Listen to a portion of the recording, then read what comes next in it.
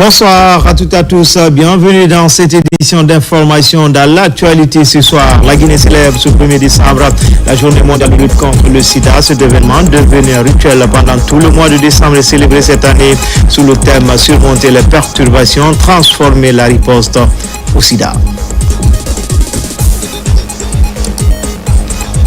Et puis, ouf de soulagement pour les organisations paysannes de Koba, préfecture de Bofa. Ils viennent de bénéficier d'équipements agricoles de la part du programme alimentaire mondial.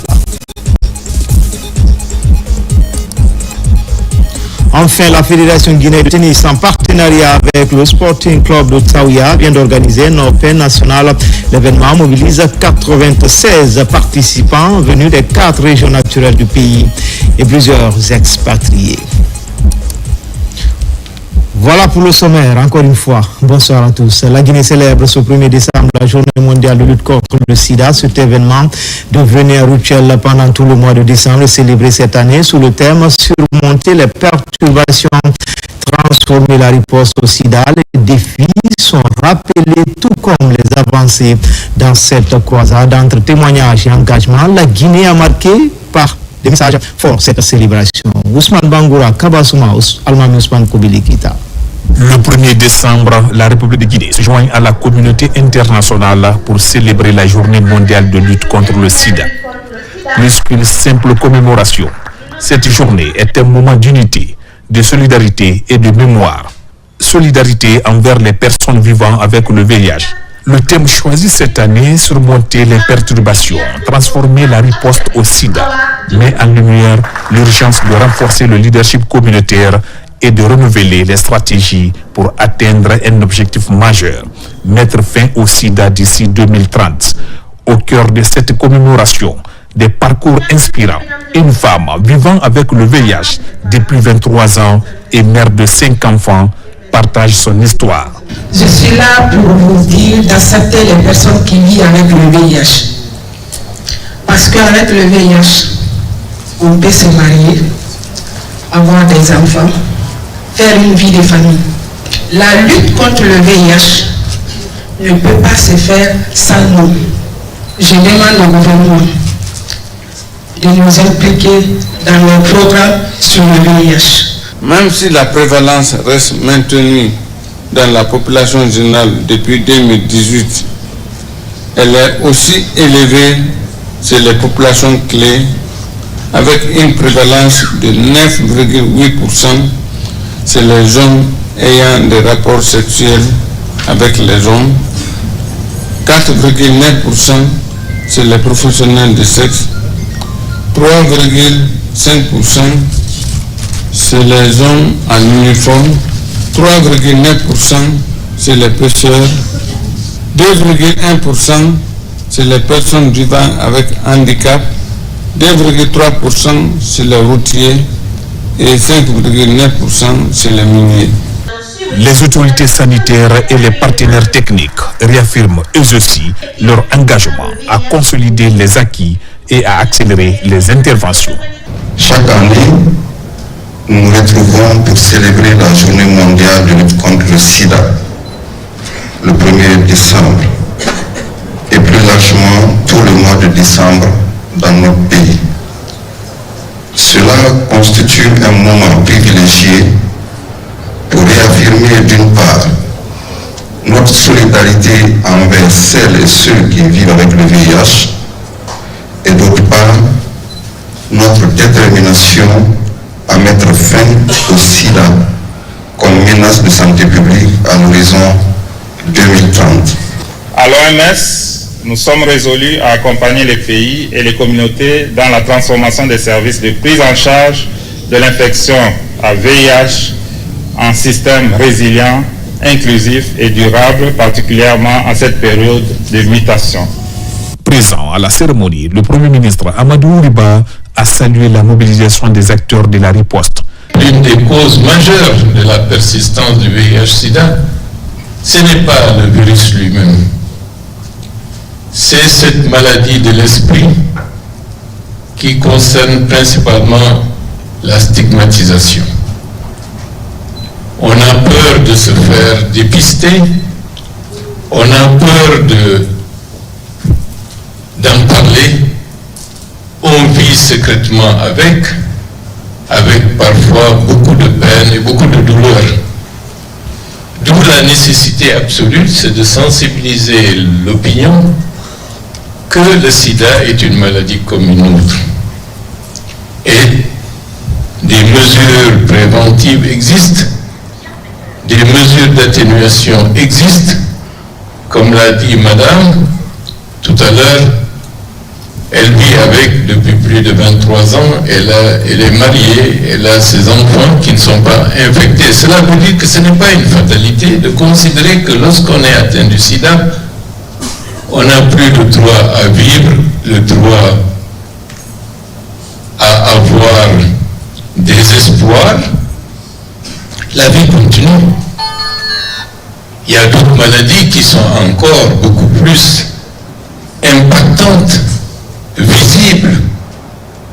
D'où la nécessité de travailler encore sur l'image, sur la sensibilisation.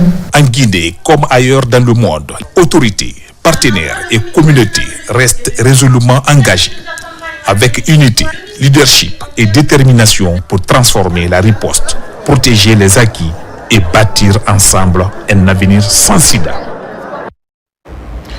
Conakry abrite le 3e sommet sur le traitement cardiovasculaire. C'est dans le cadre du Forum médical Chine-Afrique de l'Ouest 2025. En toile de fond, faire face à certaines maladies et leur prise en charge rapide dans les structures sanitaires du pays. Fatoumata Batouli Diallo, Moumoussou Diakité. La sous-région ouest-africaine est confrontée à une hausse inquiétante des maladies cardio-cérébrovasculaires qui représentent un risque majeur pour les populations. Pour mieux les prendre en charge, la 3e édition du sommet sur le traitement cardio-cérébrovasculaire dans le cadre du Forum Chine-Afrique de l'Ouest se tient en Guinée. Dans le domaine du diagnostic et du traitement clinique, promouvons conjointement les normes de diagnostic et de traitement intégrés. Et continuer à bien réussir pour ce sommet et aussi établir une coopération continue dans le domaine de traitement et de diagnostic des technologies adaptées. Non seulement on va envoyer les équipes médicales en Guinée, il faut aussi inviter les professeurs, les médecins, les jeunes médecins à aller en Chine pour suivre les formations. Pour les autorités sanitaires, ces maladies restent l'une des principales causes de mortalité dans le monde. En Afrique de l'Ouest, leur progression est accélérée par l'évolution des modes de vie, l'urbanisation rapide et le manque d'outils de dépistage et de prise en charge adaptés. Je souhaite que les échanges de connaissances qui vont s'opérer ici débouchent sur des partenariats renforcés, des projets de recherche conjoints et surtout sur une amélioration visible et palpable de la prise en charge des malades cardio-cérébrovasculaires dans nos pays respectifs. Le sommet vise à accélérer le transfert de technologies dans l'imagerie médicale, la chirurgie mini-invasive, la télémédecine et l'intelligence artificielle appliquées à la cardiologie et à la neurologie. Il ambitionne également de renforcer la formation continue et spécialisée des professionnels de santé ouest-africains en leur fournissant les outils nécessaires pour répondre aux besoins des populations. Conakry a été également pendant 5 jours la capitale ouest-africaine de la vaccination. La Guinée accueille la réunion des directeurs des programmes élargis de vaccination des pays de la sous-région. Les travaux ont pris fin ce vendredi avec une série de recommandations pour renforcer l'immunisation en Afrique de l'Ouest. Adia Toubari, Moussa Bangoura. Après 5 jours d'échanges, d'évaluation et de planification stratégique, les responsables de la vaccination des 16 pays de l'Afrique de l'Ouest clôturent leurs travaux à Conakry. Une rencontre régionale marquée par la présentation des performances et les défis communs. Les 16 délégations ont adopté plusieurs recommandations clés qui guideront les actions de 2026. Recommandations par rapport au financement durable de la vaccination, les pays sont exhortés à mobiliser les ressources nationales afin d'atténuer l'impact des restrictions de financement des gavis sur les vaccins et d'autres portefeuilles. Les pays doivent poursuivre un dialogue sur le budget vaccinal national et mobiliser des ressources internes. Durant la rencontre, plusieurs avancées ont été mises en avant. Nous réalisons des avancées collectives très encourageantes, des stratégies innovantes pour atteindre les enfants et encore qui ne sont pas vaccinés et les communautés les plus éloignées. Des avancées aussi très importantes dans l'introduction de nouveaux vaccins et dans la préparation à la riposte contre les maladies émergentes et réémergentes. Au cours des travaux, la Guinée, pays hôte de la rencontre, a été chaleureusement félicitée pour l'organisation, mais aussi pour les progrès enregistrés ces dernières années dans la vaccination. Le pays est passé de 47% à 63% de taux de couverture vaccinale. Une dynamique que la Guinée entend poursuivre avec l'annonce d'actions concrètes dès 2026.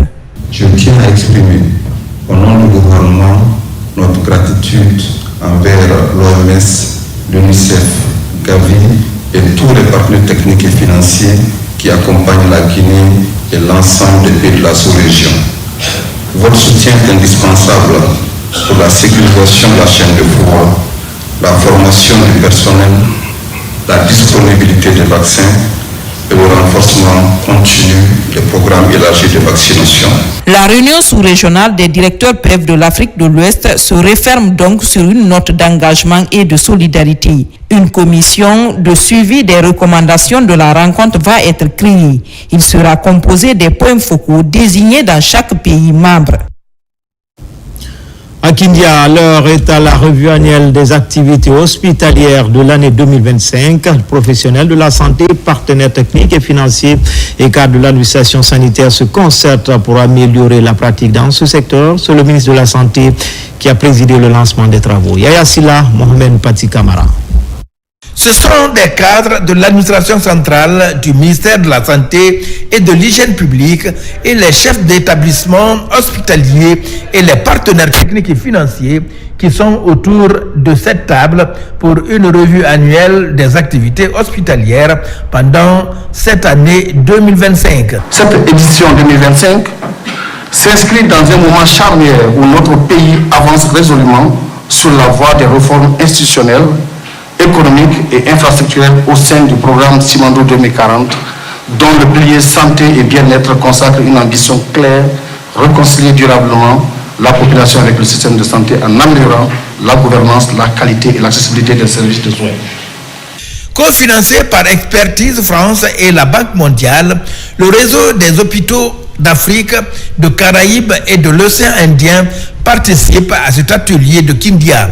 Objectif, contribuer à l'amélioration de la performance des établissements hospitaliers en Guinée. Je voulais dire plus de rigueur et de transparence dans la gestion des ressources humaines, financières et matérielles. Cet atelier doit vous permettre à évaluer les performances du système de santé, identifier surtout les points qui doivent être améliorés. Cet atelier est placé sous le sceau de la rigueur, de l'efficacité et de l'amélioration de la qualité des soins offerts aux citoyens. Tenu au gouvernorat de Conakry des travaux du conseil de ville au cours de ce conclave, plusieurs décisions ont été prises pour changer l'image de la capitale. Sur ce, le budget exercice 2025 connaît un réaménagement. Il est chiffré désormais à plus de 436 milliards de francs guinéens. Plusieurs actions de développement sont programmées. Moussa Bangoura, Ousmane Kamara. L'année 2025 tire à sa fin pour mieux corriger les manquements signalés un peu partout dans la capitale. Le gouvernorat de Conakry organise pour la 3e fois son conseil de ville, instance suprême de décision et de planification des activités. Président des délégations spéciales des communes de Conakry et cadres techniciens participent aux travaux.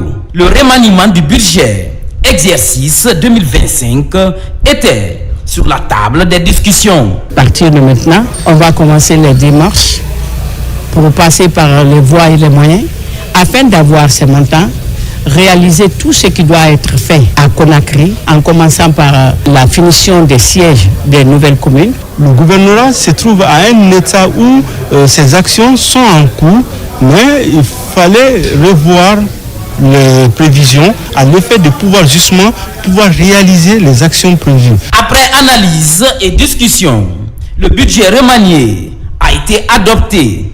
Il se chiffre en dépenses et en recettes à plus de 336 milliards de francs guinéens. Nous trouvons nos comptes parce que des femmes balayeuses qui sont embauchées, qui sont prises en compte dans ce budget, en matière d'assainissement et autres, l'embellissement de nos carrefours, le curage des caniveaux et autres. Ce budget, une fois recouvré, va servir à la construction et le revêtement de blocs administratifs du gouvernorat, la construction d'une 5e piscine au jardin du 2 octobre et le réaménagement des ronds-points de Conakry. Présentation du programme de modernisation et de transformation du commerce aux partenaires techniques et financiers. Le concept est nouveau et c'est la feuille de route du ministère du Commerce pour les 6 prochaines années. L'idée est de rendre plus attractives les activités commerciales, plus inclusives et mieux intégrées aux marchés régionaux et mondiaux. C'est la ministre Fatima Camara qui a présidé les travaux. Mohamed Chérif Camara, Abdul Kaifa Keita. Programme de modernisation et de transformation du commerce pour la période 2026-2031. C'est un document stratégique pour transformer en profondeur le secteur commercial, un secteur qui occupe une place centrale dans l'économie guinéenne. Le Prometcom offre une réponse structurée et ambitieuse. Ce programme n'est pas un document supplémentaire car il se veut un outil de travail au service d'un secteur qui est au croisement des enjeux de croissance, de stabilisation des prix, d'inclusion sociale et d'intégration régionale. Nous sollicitons auprès de vous un meilleur encadrement des services d'appui aux opérateurs économiques. Et surtout, éviter de les transformer en des services de répression et de taxation sur les opérateurs économiques et des entreprises. Une vision partagée par l'ensemble des institutions et partenaires sociaux, les difficultés liées à l'accès au financement, la faiblesse des chaînes de valeur et cadres institutionnels et réglementaires nécessitent de profondes réformes et le gouvernement guinéen compte gagner ce pari. Nous sommes conscients des défis et des risques associés, notamment en matière de mobilisation des financements pour le programme. Nous insistons sur l'importance des mécanismes robustes de suivi et évaluation et d'un dialogue régulier et fructueux avec l'ensemble des acteurs. Votre rôle est essentiel. Nous avons besoin des banques de développement pour les infrastructures commerciales et logistiques. Nous avons besoin des coopérations techniques pour les réformes, la qualité, la digitalisation et le renforcement des capacités. Le programme de modernisation et de transformation du commerce vise à moderniser les infrastructures commerciales et la qualité des produits et services offerts aux consommateurs, la compétitivité des entreprises locales sur les marchés régionaux et internationaux, notamment dans le contexte prometteur de la zone de libre-échange continentale. Dans la formalisation des entreprises, l'Agence de promotion des investissements privés poursuit son programme de décentralisation. Il existe désormais un guichet de création d'entreprises à Kindia, inauguré ce week-end. Cette antenne devrait permettre de renforcer la visibilité des missions de service de l'appui auprès des acteurs économiques locaux. Abdul Karim Kamara, Lansana Marisila. Il est 11h dans la rue commerciale de Kindia. Soudain, tout le monde retient son souffle. Ce bâtiment est désormais le cœur battant des activités liées à l'investissement national dans la région. Une initiative de l'Agence de promotion des investissements privés afin de favoriser un meilleur accompagnement des entreprises et de renforcer la dynamique économique régionale. C'est un très gros manque à gagner qu'on avait en tout cas. Et là, le fait d'avoir cette antenne nous permet d'avoir vraiment un accompagnement plus stratégique au niveau de la région de Kindia. Ce guichet de création d'entreprises est ici porté sur les fonds baptismaux par la ministre de l'Industrie et des PME avec pour mission rapprocher les services de la PIP des entrepreneurs, investisseurs et porteurs de projets locaux. Avant, il fallait aller sur Conakry, passer toute une journée. Et aujourd'hui, nous pouvons le faire sur place ici à Kindia sans se déplacer. Ça, c'est un bonheur. L'ouverture de ce siège à Kindia représente une avancée majeure pour notre région. Il s'agit non seulement d'un outil opérationnel au service des investisseurs, mais aussi d'un levier stratégique pour accompagner la transformation économique de notre chère région. La construction du bâtiment est financée par le projet d'appui à la mobilisation des ressources et à la formalisation des entreprises exécuté par l'unité de coordination des projets. Cette inauguration ne doit pas être considérée comme une fin en soi, mais comme le point de départ d'une nouvelle dynamique territoriale.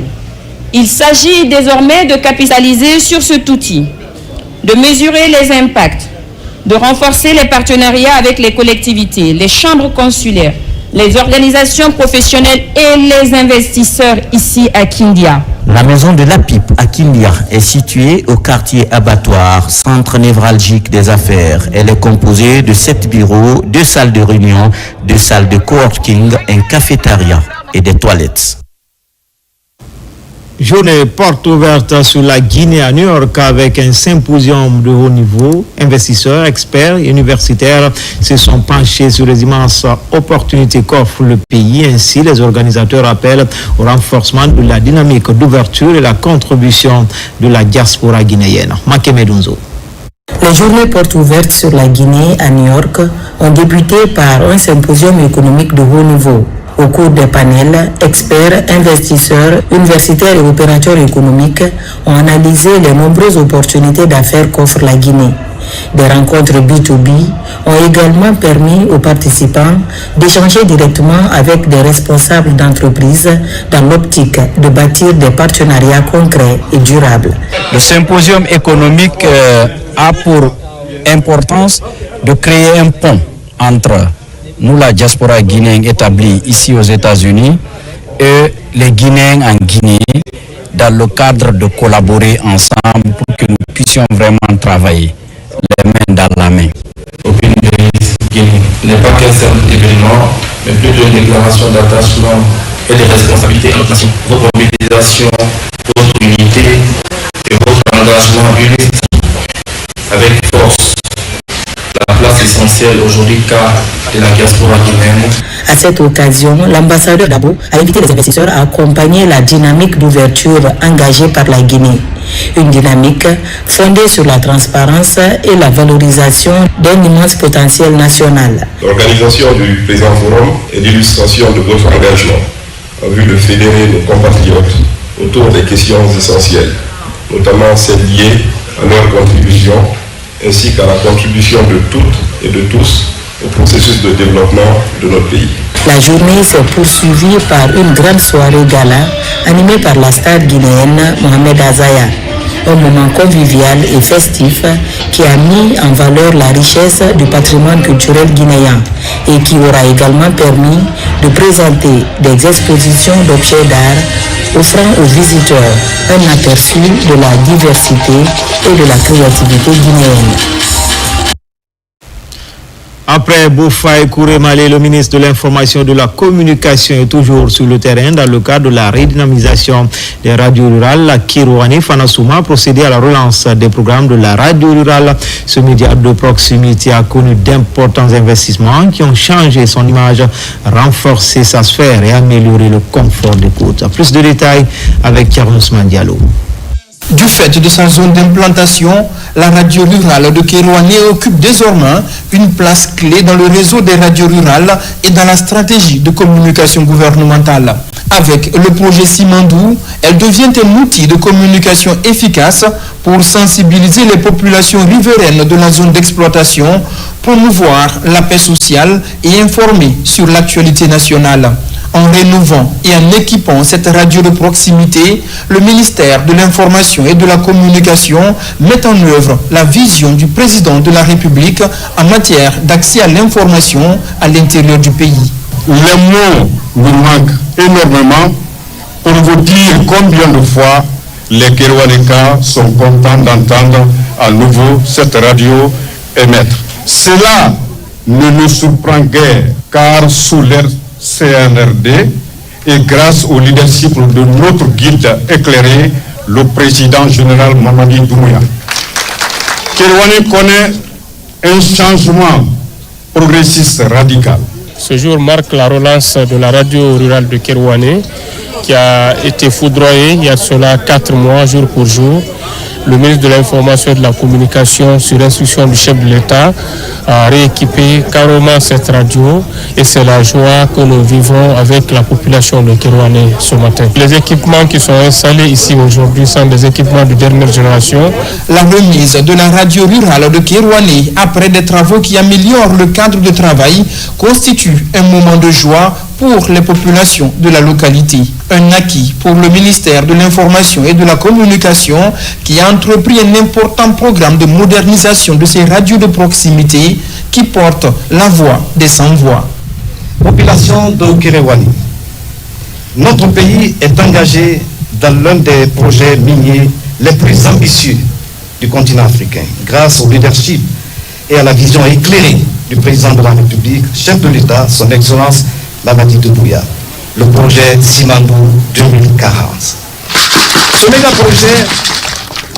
Ce méga-projet représente une opportunité majeure pour la Guinée, pour ses infrastructures, pour son économie et surtout pour les communautés qui vivent autour des zones d'exploitation et de passage du corridor ferroviaire.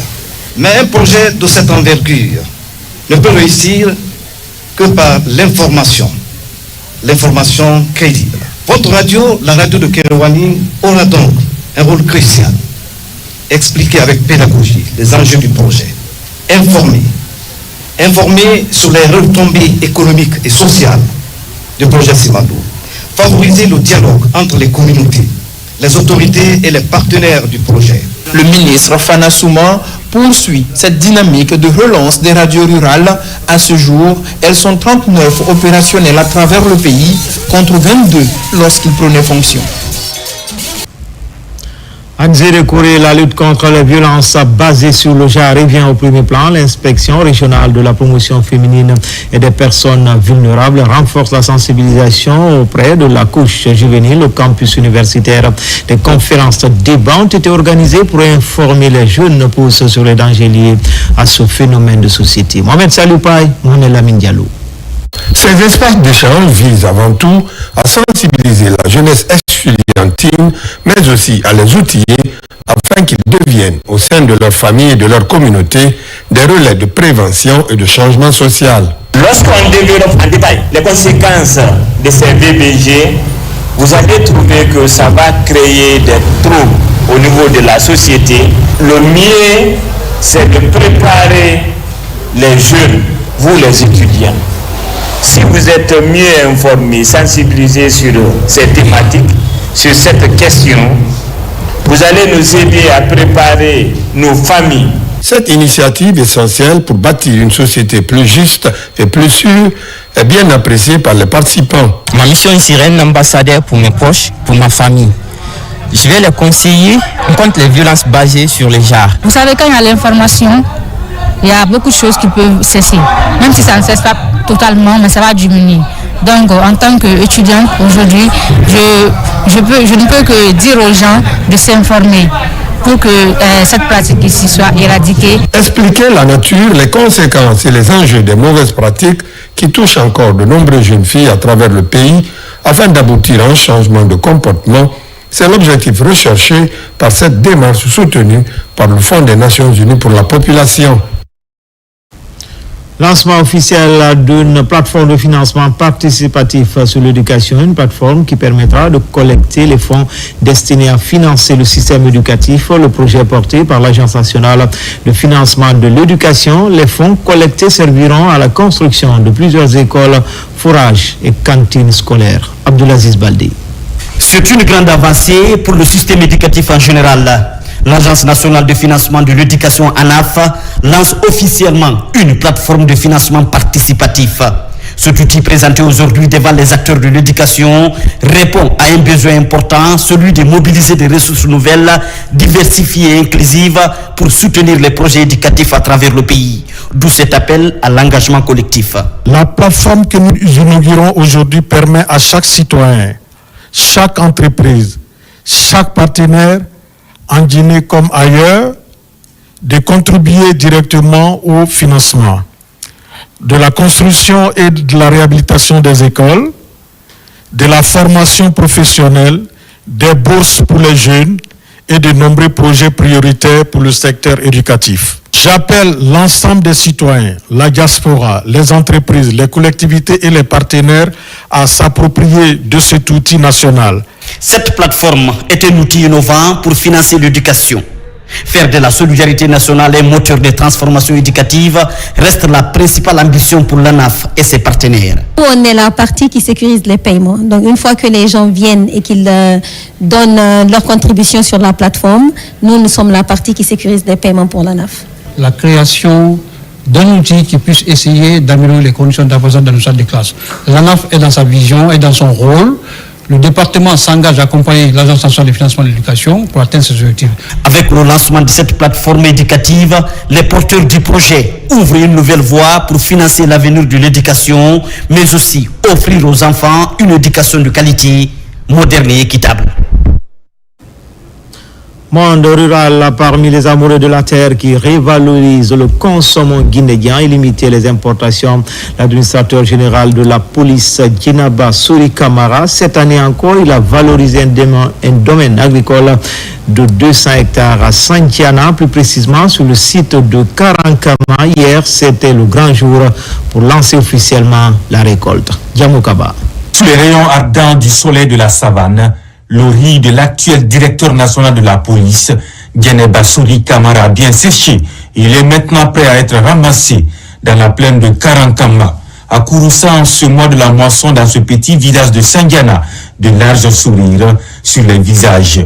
Des mains solidaires et enthousiastes venus prêter main forte à l'administrateur général de police pour boucler une campagne agricole réussie à l'image de cette récolte qui bat son plein. Cette année, la récolte a été d'une qualité exceptionnelle, contrairement à l'année dernière, grâce au matériel que le général a mis à notre disposition. Même si nous avons encore besoin de plus de machines, nous n'avons pas rencontré beaucoup de difficultés. Et les 200 et quelques hectares ont produit des résultats satisfaisants. Ce que nous demandons aux autorités, c'est d'accompagner le général. S'il est soutenu, je suis convaincu qu'il pourra faire encore mieux et contribuer à l'autosuffisance alimentaire dans la préfecture de Kouroussa et même au-delà. Ce passionné a un respect pour la nature et les retombées de ses activités agricoles. Toute la communauté. La bonne partie du riz récolté est réservée aux ménages pauvres pour lutter contre la faim en milieu rural. Le riz provenant de ce champ est stocké dans un grand magasin, puis distribué dans la plupart des villages de Sandiana afin d'aider les familles à subvenir à leurs besoins. C'est une action de charité qui soulage beaucoup de familles. Aujourd'hui, ce paysan modèle prend la relève à Sandiana, car il a baigné dans les réalités du monde rural depuis 2011. Pour le moment, l'accessibilité au périmètre agricole et le manque d'outillage restent des principaux obstacles pour créer de l'emploi et produire plus. Dans l'actualité également, offre de soulagement pour les organisations paysannes de Koba, préfecture de Bofa. Ils viennent de bénéficier d'équipements agricoles de la part du programme alimentaire mondial. Il s'agit de permettre aux acteurs du monde rural d'améliorer leur rendement tout en augmentant la production. Younoussa Tawel Kamara, Bintou Touré, Mohamed Mara.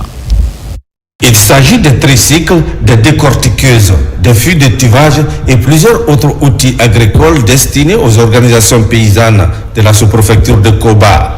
Cet autre appui du programme alimentaire mondial vient galvaniser davantage les producteurs de la zone dans leurs activités en vue d'accroître la productivité agricole. Ce projet incarne une coopération fondée sur la confiance et la vision et témoigne de l'engagement de la Banque mondiale et du gouvernement guinéen pour répondre aux besoins les plus pressants tout en posant des bases d'une résilience durable.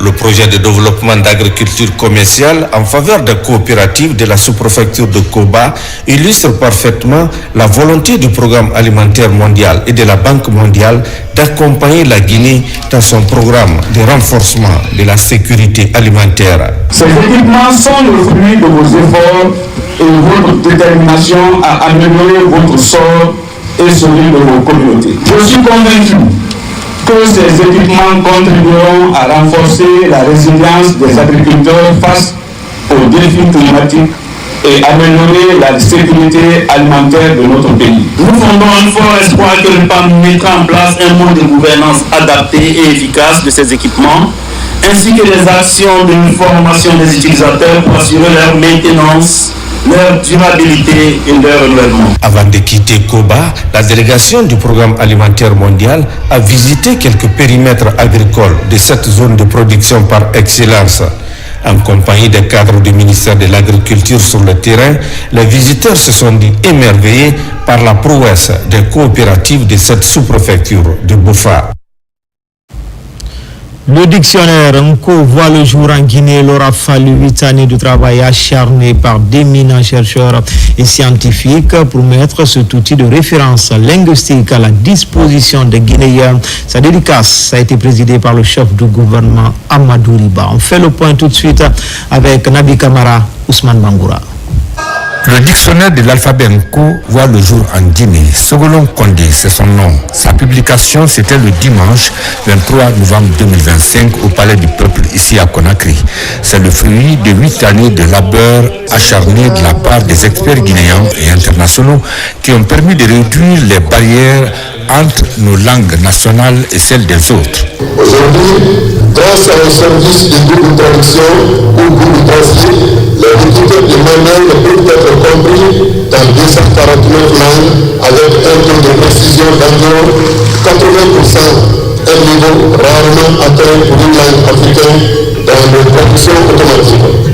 Nous avons produit plus de 6 millions de phrases traduites professionnellement entre nos cours, le français, l'anglais et d'autres langues émergentes. La dédicace du dictionnaire Sogolon Kondé, organisée par l'Académie Nko, a mobilisé plusieurs hommes des lettres, linguistes, intellectuels de tous bords. Ce que vous êtes en train de faire ce jour et que vous avez commencé par faire depuis 1942 avec Solomon Kanté, la langue Nko n'est pas qu'un alphabet, c'est la lumière pour l'Afrique. Pour le Premier ministre, chef du gouvernement guinéen, le dictionnaire de l'alphabet Nko vient combler un vide dans le patrimoine culturel africain et mondial. La Constitution a indiqué désormais qu'il faut nécessairement l'utilisation des langues nationales pour tout ce que nous allons faire dans nos actes de gouvernement. Ceci est une grande évolution et nécessite que pour nos langues nationales, que toutes les dispositions soient prises pour qu'il y ait de plus en plus de locuteurs, que nos compatriotes puissent accéder à l'information à travers une écriture qui leur est propre et qui est normalisée.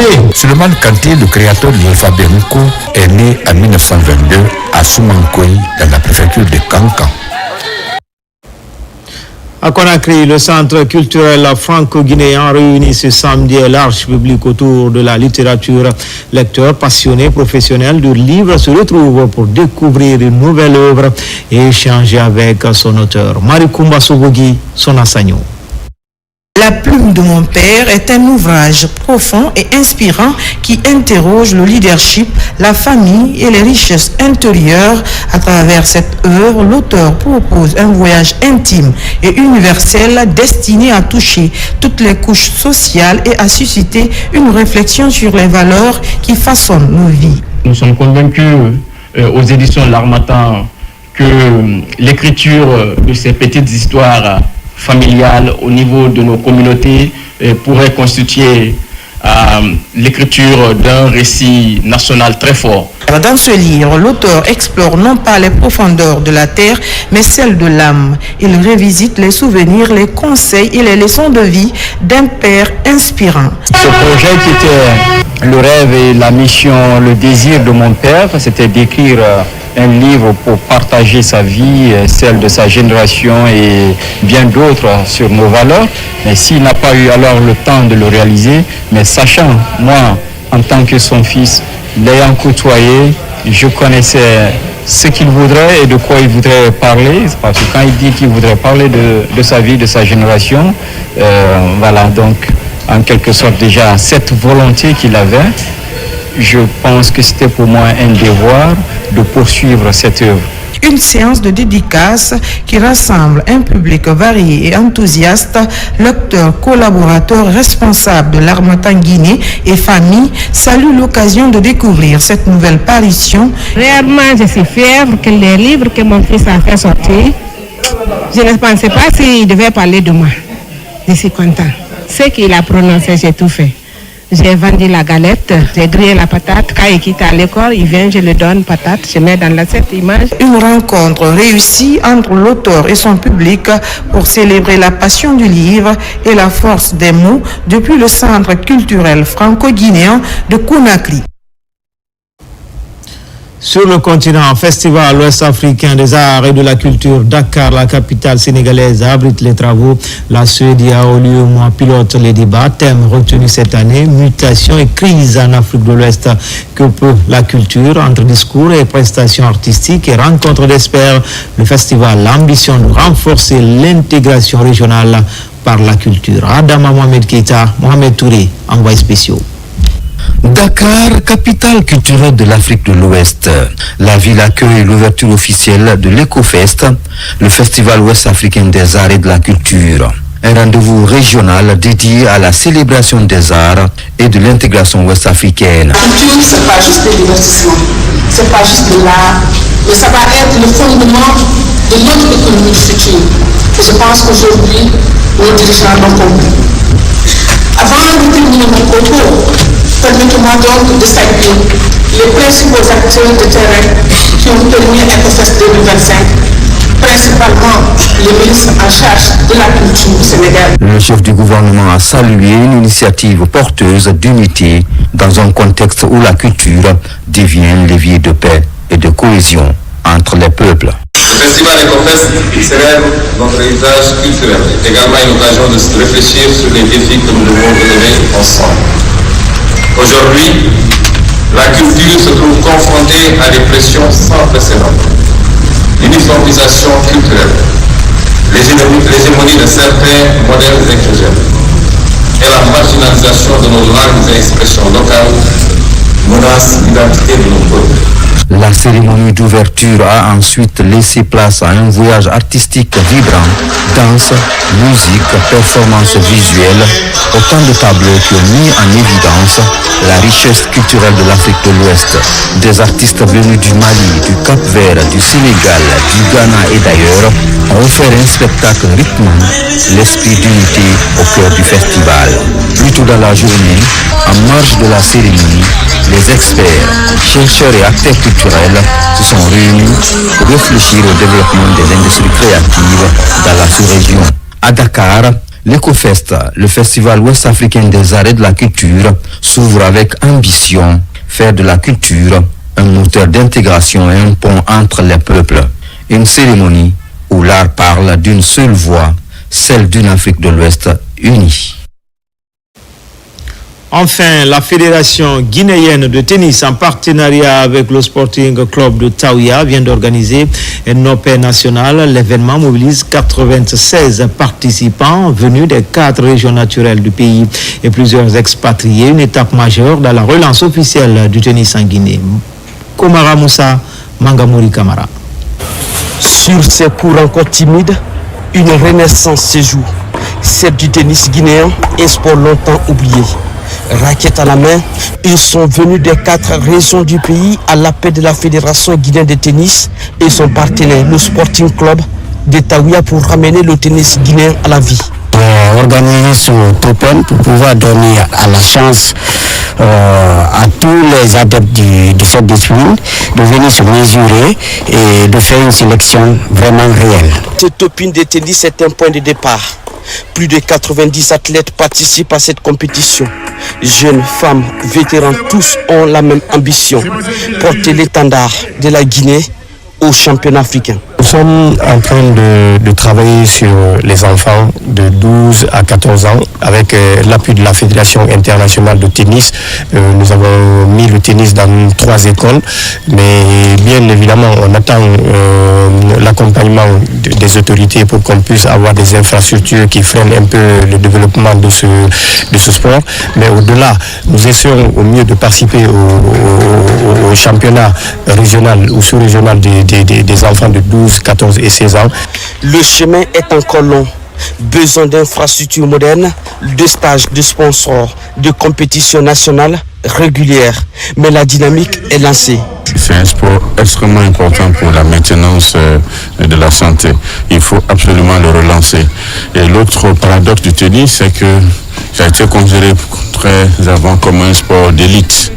Et il est important de démocratiser la pratique du tennis dans les écoles, dans les garnisons militaires, dans les collectivités. Pour des raisons électorales, cette première compétition tenue en ce mois de novembre devrait se tenir en décembre. La prochaine édition est annoncée au mois de mars 2026 pour permettre à ce sport de retrouver son souffle. Et c'est ainsi que se termine ce journal. Grand été le plaisir pour moi de vous servir. L'actualité se poursuit sur le www.rtgguinée.info. À bientôt pour d'autres actualités sur la Guinée, notre paradis terre de richesse et d'innovation. Inch'Allah.